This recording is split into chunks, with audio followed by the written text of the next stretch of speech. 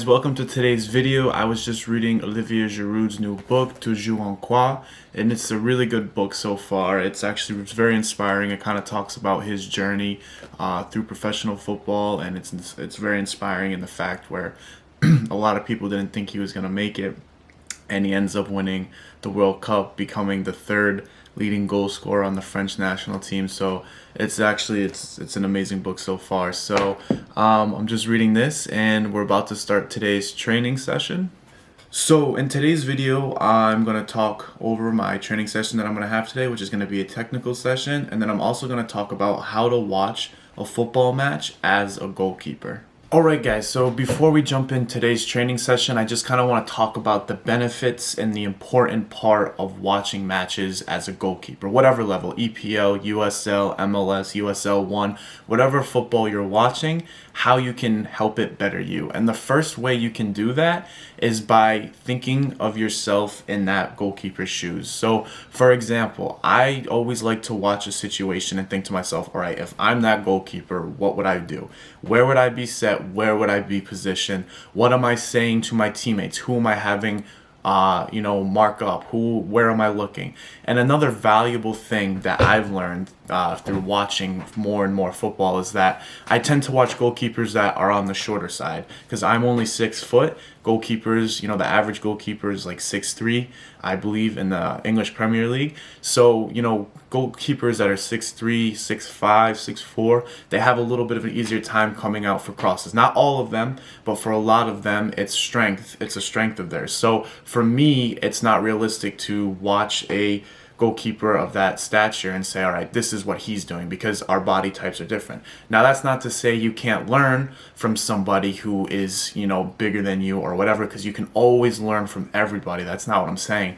But I tend to watch goalkeepers who are on the smaller side because for me, it makes more sense and it's more realistic. For example, when I watch a goalkeeper who's around my height, 5'11", 6 foot, all right, I like to see, all right, when do they go on their line? When do they come out for the ball? Because for me, that's realistic. If we're around the same size, he's going to be able to judge that ball, right? So how can I learn? When does he go back to his line? And when does he say, all right, this is my time to come out and get it? So that's something that I've learned over the years. It's been very beneficial, and I've even seen it improve my ability on crosses, because before I would be going out and getting crosses that I had no business getting to, or that I couldn't, and the more film I watched and the more obviously practice I did at crosses, I became better and better. And another really big thing you can learn as a goalkeeper from watching matches is understanding how many people go in the wall, where should the wall be, how to line up a wall, and then how to organize a wall, right? Because it's usually the tallest guy on the outside, and it goes smaller all the way down. So that's another way that you can benefit from learning games, right? The penalty is outside the box. So, all right, there's X amount of guys here. What is this guy doing? And then also in that situation, on free kicks, on corner kicks, and then in normal play, like I said before, you can see, all right, who is he telling him to mark up? Where is he telling him to go? And I find that very interesting and also beneficial.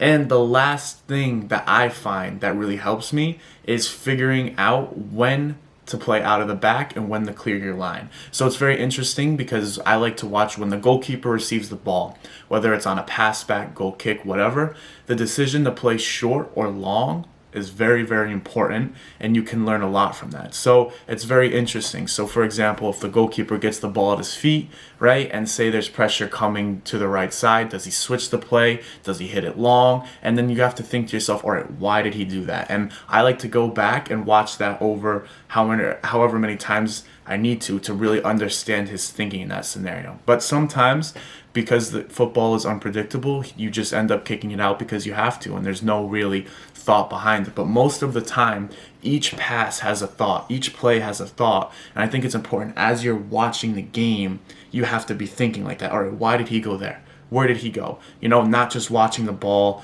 and just, okay, that's where the ball went, that's where the ball went. Thinking to yourself, all right, why did he play it there? Where would I have played it? Would I have made that pass? Why wouldn't I have made that pass? So it's very important to kind of check in with yourself as you're watching the match.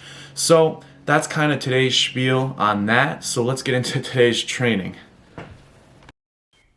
So in today's training session, I decided to warm up with some two-touch off of the rebounder. I've personally found the rebounder to be very beneficial to my training just because it allows me to get more touches in. And I think as a football player, as a goalkeeper in any position on the field, the more touches you can get in a training session, it's beneficial. So I've personally found this to be super helpful. So I started off with two-touch, went to one-touch just to kind of warm up my touches as I go through the session. So I kind of like to get as many touches as I can in the beginning of the session just to really make sure that I'm good for the, duration of the training. And then after we do one touch, we do inside of the foot one touch, and then outside with the laces one touch. And we just do that for about 10 minutes. So each one I did for about 10 minutes. And it's just a really good way to get warmed up. And then from there, I go into passing, and I cannot tell you how beneficial just passing off a wall is. I think it's very underrated as a training session just to get out there for an hour, hour and a half and hit balls off the wall. Because one, I think the better your touch is, as I said before, it's only going to help you. And just, they always say the wall is the best coach because at the end of the day, it just allows you to get so many touches in. So this is something I've been doing every day for about 2 weeks now. And not only have I found it to be really beneficial for my touch, but also with my cardio. It's a really good session. About 30 minutes in, you can really start hitting the ball off the wall, at least for me, and I start getting warmed up. And I can feel it. I start getting tired and I'm like, yeah, I have to get a water. So it's a very, very good cardio session.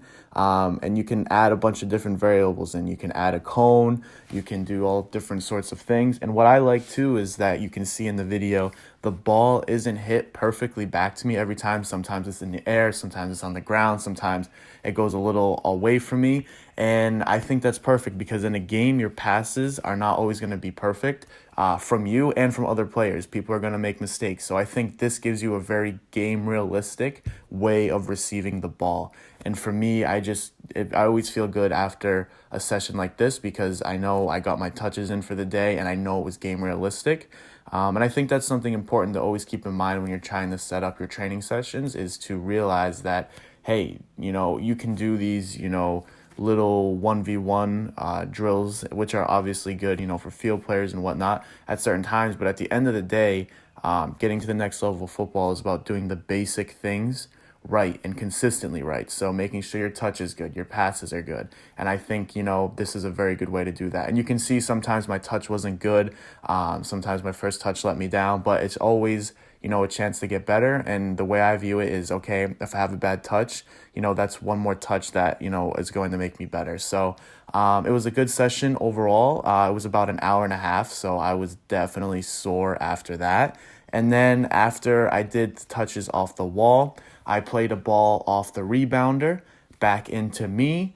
And then I just kept doing that. Balls off the wall, hit a pass off the wall, then back to the rebounder, touch, control it. And then I just kept doing that. And that was today's session.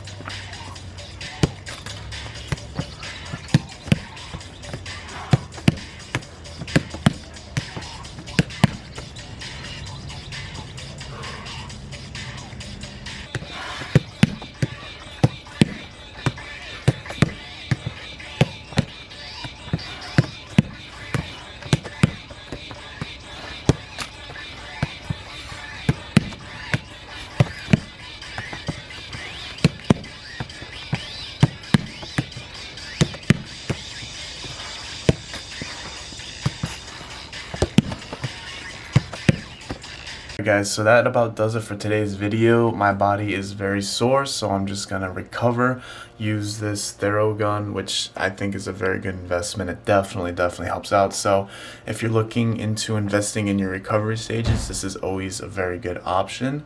But it's not a necessity, but it definitely helps. But I really appreciate you guys for tuning in today. It really means a lot. Thank you for all the support, and stay tuned for next Monday, and we'll have a new podcast episode as well as a new video. So seriously guys, thank you for all the support, and have a great Thursday.